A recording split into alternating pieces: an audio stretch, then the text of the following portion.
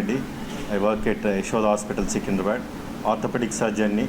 Basically, I'm a robotic surgeon with sports medicine arthroscopy surgeries చేస్తాను and complex trauma surgeries చేస్తాను.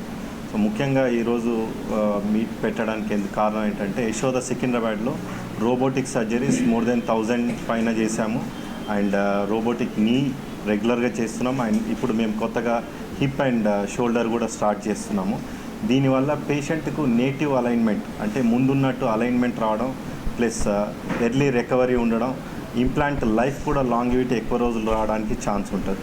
So ఇలాంటి సదుపాయం అక్కడ ఉంది కాబట్టి స్ప్రెడ్ చేయాలి, న్యూస్ స్ప్రెడ్ చేయాలని చెప్పేసి ఇన్ఫర్మేషన్ ఉండాలని ఈరోజు మీట్ పెట్టాం. సో ముఖ్యంగా అది కాకుండా స్పోర్ట్స్ మెడిసిన్ అంటే లిగమెంట్ ఇంజురీస్ స్పోర్ట్స్ ఆడే వాళ్ళకు, తర్వాత మోకాలు కానీ భుజం కానీ మెడమ కానీ కామన్గా ఇంజురీస్ అవుతుంటాయి. వాళ్ళు వాళ్ళకు రెగ్యులర్గా arthroscopy surgeries, keyhole surgeries చేస్తుంటాం. సో వాటిలో దానివల్ల కూడా మనకు బ్లడ్ లాస్ తక్కువ ఉంటుంది, తర్వాత రికవరీ ఫాస్టర్గా ఉంటుంది and they can get back to their sports.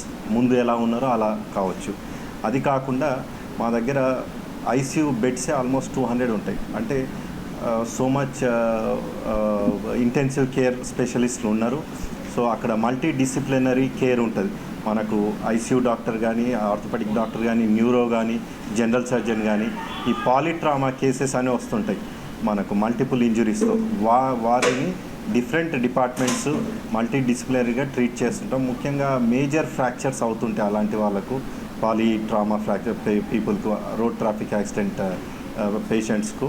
Major ఫ్రాక్చర్స్లో మేము ముఖ్యంగా పెల్వి అస్టాబులం ఫ్రాక్చర్స్ అని ఉంటాయి. అంటే అది మనకు తుంటి భాగాన్ని అయ్యే ఫ్రాక్చర్స్, అవి ఫిక్స్ చేయడం చాలా కష్టం. అది కాకుండా దాని నుంచి రికవర్ కావాలంటే ఎగ్జాక్ట్ పర్ఫెక్ట్ ఫిక్స్ కావడం ఇంపార్టెంట్.